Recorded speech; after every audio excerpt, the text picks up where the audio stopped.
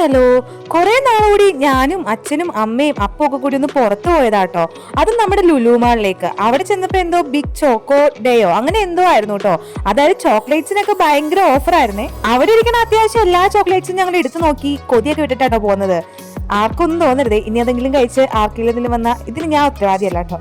കാരണം ചിലതൊക്കെ കഴിക്കണം എന്ന് ആഗ്രഹം ഉണ്ടെങ്കിലും സാധാരണക്കാരായ നമുക്ക് അഫോർഡ് ചെയ്യാൻ പറ്റുന്നതിനേക്കാളും വില അതിനകത്ത് ഉണ്ടാവും കേട്ടോ.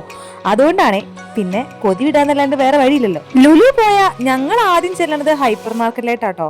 അവിടെ എല്ലാം കണ്ട് ആസ്വദിച്ചിട്ടാണ് കേട്ടോ ഞങ്ങൾ തിരിച്ചിറങ്ങി പോരാറ്. എന്തെങ്കിലും പറ്റുന്ന പോലെ വാങ്ങിക്കാറുണ്ട് കേട്ടോ. ഓഫറും കാര്യങ്ങളും ഉണ്ടെങ്കിലും വീട്ടിലേക്കുള്ള അത്യാവശ്യ ഐറ്റങ്ങൾ വാങ്ങിക്കാറുണ്ട് കേട്ടോ. ലാവിഷായിട്ട് കിട്ടുമ്പോ ഒരു വിലയും കൊടുക്കാത്ത ചില സാധനങ്ങളുടെ ഒക്കെ റേറ്റ് കാണുമ്പോ ഉണ്ടല്ലോ, ഓ ഇതിന് ഇത്രയും ഡിമാൻഡ് ഉണ്ടെന്ന് നമ്മൾ ഓർത്തു കേട്ടോ. ഫ്രൂട്ട്സിന്റെ അടുത്താണെങ്കിൽ നൊങ്കും റംബൂട്ടാനൊക്കെ അവിടെ ഉണ്ടായിരുന്നു കേട്ടോ. കുറെ നാളുകൂടി കഴിക്കണം എന്ന് ഞാൻ വിചാരിച്ചൊരു സാധനം ഭയങ്കര റേറ്റ് കുറവിൽ അവിടെ കണ്ടപ്പോ അതങ്ങ് വാങ്ങിച്ചു കേട്ടോ.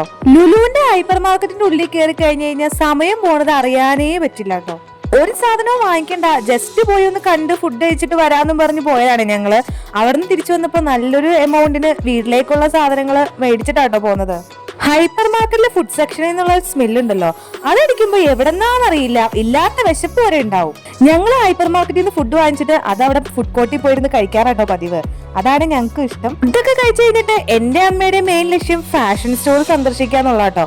ഒന്നും വാങ്ങിച്ചില്ലെങ്കിലും അവിടെ പോയി ഉള്ളതൊക്കെ കണ്ടിങ്ങനെ രസിക്കുന്നത് ഒരു രസമാണേ. അമ്മ ഓടിയിടന്ന് എല്ലാം നോക്കിയിട്ട് ഓ ഇതിനെല്ലാം ഭയങ്കര വിലയാന്നും പറഞ്ഞുകൊണ്ട് അവിടെ വെച്ചിട്ട് തിരിച്ചു പോരുമായിരുന്നു കേട്ടോ. ഇത് കേൾക്കുമ്പോൾ എനിക്ക് ശരിക്കും പറഞ്ഞാൽ ചിരിയാണേ വന്നത്. കാരണം ഓ ഇതിന് നമ്മുടെ അവിടെ ഇത്ര വിലയില്ല എന്ന് പറഞ്ഞിട്ടാണ് അമ്മ അതവിടെ വയ്ക്കണത്. എന്തായാലും ഒരു അടിപൊളി ദിവസമായിരുന്നു കേട്ടോ. Okay bye.